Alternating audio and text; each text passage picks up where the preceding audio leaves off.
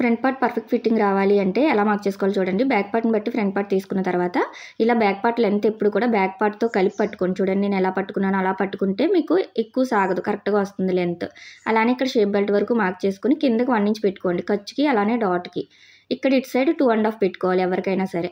ఇక్కడ డాట్ కోసం ఎవరికైనా ఫస్ట్ 2.5 పెట్టుకోండి. ఇక్కడ నుంచి డాట్ అనేది చిన్న సైజ్ అయితే 2 ఇంచెస్, బాగా మీడియం సైజ్ అయితే 2.5, ఎక్కువ చెస్ట్ ఉంటే 3 ఇంచ్ పెట్టుకోవాలి. ఇలా దాన్ని బట్టి పెట్టుకుని మిడిల్ మార్క్ చేసుకోండి.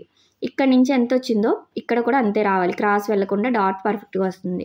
కస్టమర్ ఇష్టాన్ని బట్టి ఇక్కడ డాట్ లెంత్ అనేది పెట్టుకోవాలి. హెవీ చెస్ట్ అయితే 2.5, మీడియం అయితే 2.5 ఇలా పెట్టుకోండి. ఇక్కడ కూడా అంతే పెట్టుకోవాలి. ఇప్పుడు ఈ రెండిట్లకి మిడిల్ ఎంత వచ్చిందో ఇక్కడ ఈ రెండిట్లకి కూడా మిడిల్ అంతే రావాలి. ఇలా 1కి 2 సార్లు చెక్ చేసుకొని కరెక్ట్గా పెట్టుకుంటే ప్లస్ వస్తుంది. ఇలా ట్రయాంగిల్ వస్తేనే చెస్ట్ అనేది మనకి పర్ఫెక్ట్గా అద్దినట్టు అయితే కుదురుతుంది. అలానే హుక్స్ పెట్టి మధ్య గ్యాప్ రాకుండా ఎలా కట్ చేసుకోవాలి అన్నీ కూడా పెద్ద వీడియోలో క్లియర్గా ఎక్స్ప్లెయిన్ చేశాను. కింద లింక్ ఇస్తాను, చెక్ చేయండి. వీడియో నచ్చితే లైక్ చేయండి.